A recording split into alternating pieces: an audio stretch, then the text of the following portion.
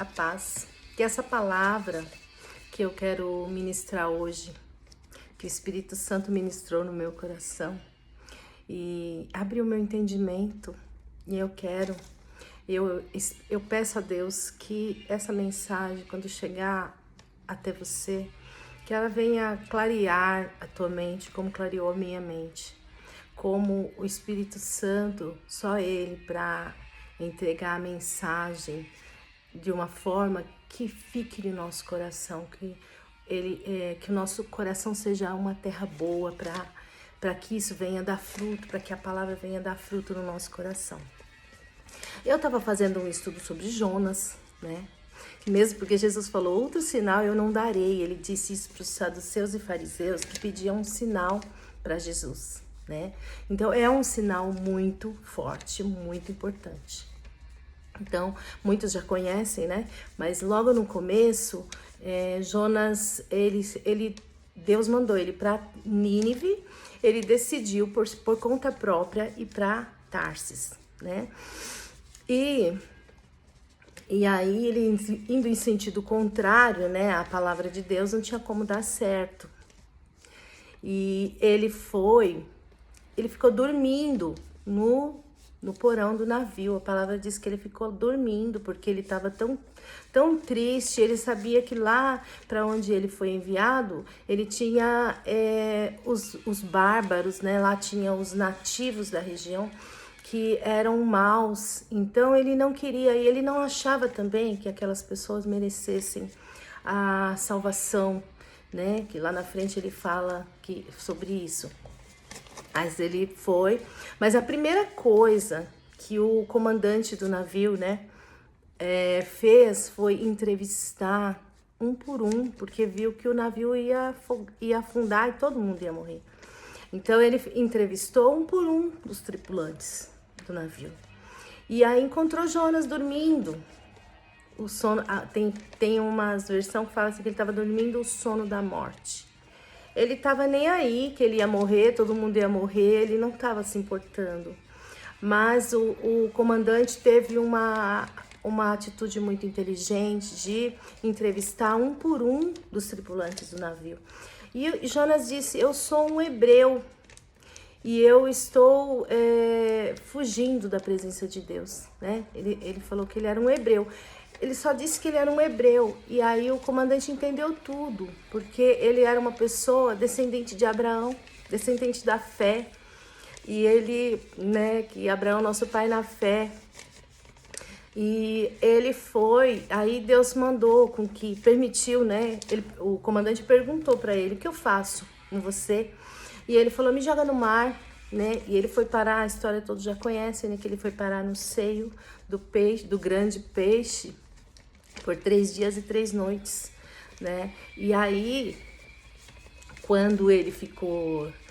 Aí ele clamou, pediu para Deus mais uma chance, e o Senhor, e o grande peixe vomitou ele em terra seca. E o Senhor, e ele começou ali pregar a palavra.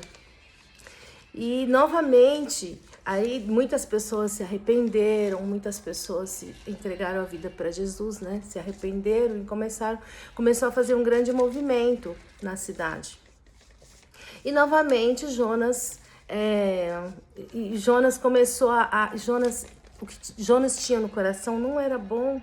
Jonas disse assim para Deus, eu sabia que o Senhor é um Deus que se arrepende das coisas, da maldade que o Senhor fez. Eu sabia que o Senhor é bom e que o Senhor ia se arrepender e o Senhor ia dar chance de novo para essas pessoas, como se aquelas pessoas não merecessem. E o Senhor fez secar a boboreira, né? Que o Senhor fez nascer da noite para o dia uma boboreira para dar sombra para Jonas. E Jonas ficou ali confortável, mas com uma maldade no coração. Ele ficou ali pensando, essas pessoas não mereciam, o Senhor, sabia que o Senhor ia mudar de ideia a respeito dessas pessoas aqui dessa cidade, e aí ele pediu para Deus de novo a morte. E Jonas parou de fazer a obra e ele saiu da presença, né? Ele não saiu da presença de Deus, mas ele deixou o que ele estava fazendo. E Deus ainda fez crescer uma boboreira para proteger Jonas, né? E aí a gente meditando na palavra, né? A gente pensa, eu pensei, né? E o que você perdeu? Jonas, quando perdeu a boboreira, ele ficou à sombra da boboreira, ele ficou muito revoltado. Ele foi falar com Deus, mas o Senhor fez secar a boboreira e agora o sol escaldante estava queimando a cabeça de Jonas. E Deus falou para ele, você está preocupado com a boboreira? Eu que plantei, eu que fiz nascer, eu que fiz crescer, e você está preocupado com a boboreira que você não fez nada para que ela nascesse? Então Deus, ele se arrependeu, ele fez morrer a boboreira. E Jonas ficou lá no sol escaldante. E Jonas de novo se arrependeu e ele foi pregar a palavra. E muitas pessoas se arrependeram da maldade, né, que tinham feito e se renderam a Deus. Então Deus, aí Deus disse para Jonas, como é que eu vou julgar um povo que não tem discernimento, um povo que não sabe discernir entre mão direita e mão esquerda? Então Deus preparou Jonas para pregar para eles, para ensinar a palavra, porque não adianta só pregar. Ele ensinava a palavra, Deus deu chance para Jonas, para ele pregar a palavra, levar a palavra naquele lugar e ensinar a palavra.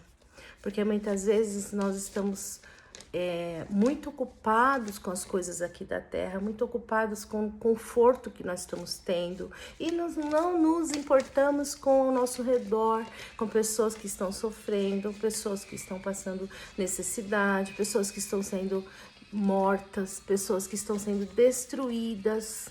Quando veio a natureza, foi o que aconteceu em Nínive, veio uma grande destruição, a cidade foi subvertida, destruída a cidade. E nós temos visto isso. E muitas vezes nós não paramos para pensar, porque, não aconteceu comigo, não aconteceu com os meus, né? Eu tô bem, então eu queria que você refletisse se as suas atitudes estão cooperando para o reino ou se elas estão ao contrário do reino. Ou você está deixando se levar pela inveja, pela falta de entendimento, ou você está sobrecarregado, muito sobrecarregado e não consegue raciocinar. Então, nós aqui na Terra, nós precisamos nos ocupar, como nós cremos que fomos chamados, nós temos que nos ocupar em aprender a palavra, em entender a palavra, não depender das pessoas. Nós temos, como diz a palavra, o véu já se rasgou, então nós temos acesso.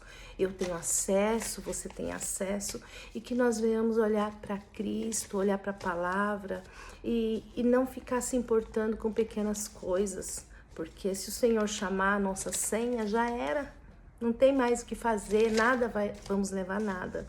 Então eu quero te convidar a raciocinar, pensar, meditar na palavra, ocupar seu tempo para aprender sobre a palavra.